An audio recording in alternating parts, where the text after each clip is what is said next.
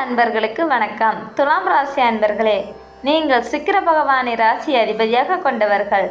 நடுநிலை தவறாத நீதிமான்கள் போல சிந்தித்து எந்த ஒரு விஷயத்தையும் மிக சரியாக எடை போட்டு தீர்மானிக்கும் திறமை கொண்டவர்கள். உங்களது ராசி சின்னம் தராசு என்பதால் சமநிலையுடன் இருப்பதை விரும்புவீர்கள். நீங்கள் வெள்ளிக்கிழமையன்று சிவபெருமான் வழிபாட்டை மனமாற செய்து வந்தால் நன்மைகளையும் நல்ல உயர்வுகளையும் பெற முடியும்.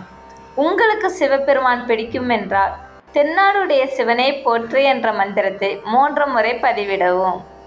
2025ஆம் ஆண்டின் கடைசி மாதமான டிசம்பர் மாதம் துலாம் ராசி அன்பர்களுக்கு சமநிலையான மாதமாக அமையப்போகிறது. நீங்கள் எந்த அளவுக்கு உழைக்கிறீர்களோ அந்த அளவுக்கு உயர்வை கட்டாயம் பெறுவீர்கள். இந்த மாதம் உங்களுக்கு ரொம்பவும் ஏற்றம் கிடையாது, ரொம்பவும் இரக்கமும் கிடையாது. நீங்கள் உழைக்கும் அளவுக்கு உயர்வை நிச்சயம் பெறுவீர்கள். கடந்த காலத்தில் இருந்த வீண் அலைச்சல்கள், உடல் ரீதியான உபாதைகள், முடிவெடுக்க முடியாமல் திணறக்கூடிய சூழல்கள் ஆகியவை நீங்கி சாதகமான சூழல் உருவாகும்.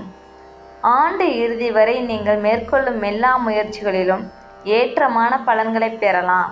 அனுகூலமான வாய்ப்புகள் வரும்போது அதை சரியாக பயன்படுத்தி கொண்டால் நன்மைகளையும் பெறலாம்.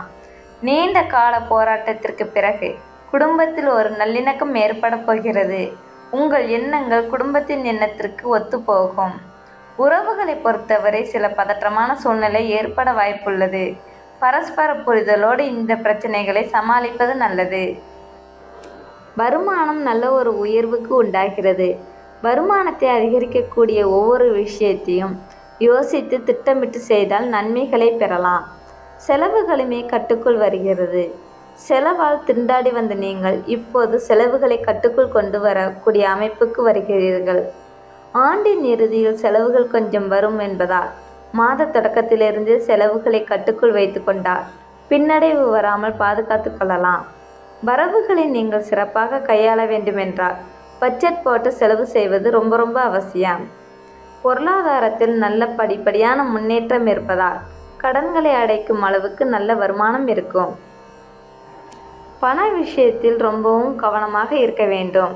பெரிய செலவுகள் ஏதாவது செய்வதாக இருந்தால் ஒரு முறைக்கு பல முறை யோசித்து செயல்படுத்துங்கள்.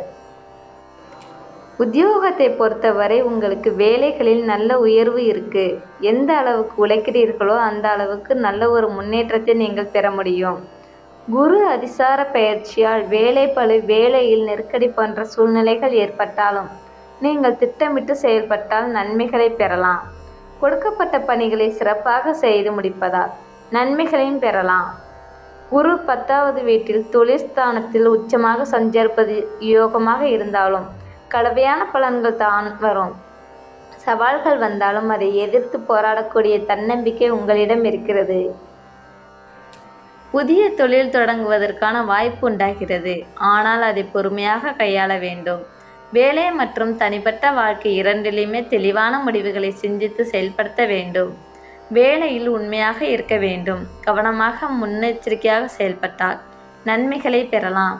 தொழில் ரீதியாக இருந்த தடை தாமதம் விலகும். ஆரோக்கியம் சிறப்பாகவே இருக்கிறது. எனினும் உடல் உஷ்ணம், எரிச்சல் போன்ற சர்ம நோய்கள் வரலாம். இதில் கொஞ்சம் கவனமாக இருங்கள். உடல் அசதி, மன அழுத்தம் இதையெல்லாம் தவிர்க்க வேண்டுமென்றால் தியானத்தில் ஈடுபடுவது, யோகா செய்வது நல்லது. தாயின் உடல்நிலையை நீங்கள் கொஞ்சம் கவனமாக பார்த்து கொள்ள வேண்டும். குழந்தைகளின் நலனில் கூடுதல் அக்கறை காட்டுங்கள். கோபத்தை குறைத்து கொண்டு விட்டு கொடுத்து அனுசரித்து போனால் நன்மைகளை பல மடங்கு பெறலாம். அக்கம் பக்கத்தில் இருப்பவர்களுடன் சண்டை சச்சரவுகளில் ஈடுபடாமல் வீண் வாக்குவாதம் செய்யாமல் இருப்பது நல்லது. இந்த மாதம் முழுவதும் சிறப்பான யோகம், நல்ல வேலை வாய்ப்பு, தொழில் ரீதியாக நல்ல முன்னேற்றம் ஆகியவை கிடைக்கக்கூடிய யோகம் உள்ளது. இதை சரியாக பயன்படுத்தி கொள்ளுங்கள்.